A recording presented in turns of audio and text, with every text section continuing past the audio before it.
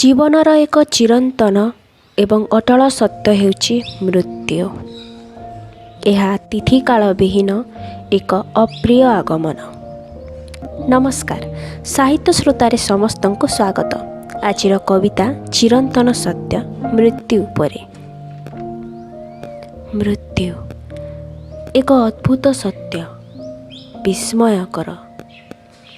ଛୋଟ ସରଳ ଶବ୍ଦ ରଖିଛି ପାଖେ କେତେ ଯେ ଜଟିଳ ମର୍ମ।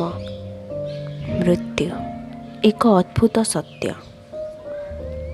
ମୃତ୍ୟୁରେ ଅଛି ମୁକ୍ତିର ସ୍ୱାଦ, କିନ୍ତୁ ଛାଡ଼ିଯାଏ ଛାପ, କଷ୍ଟ, ଲୁହ, ସ୍ମୃତି, ଅଭିମାନର।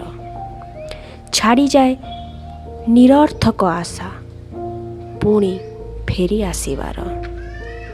ମୃତ୍ୟୁ ଏକ ଅଦ୍ଭୁତ ସତ୍ୟ, ଗଭୀର ଏବଂ ରହସ୍ୟମୟ।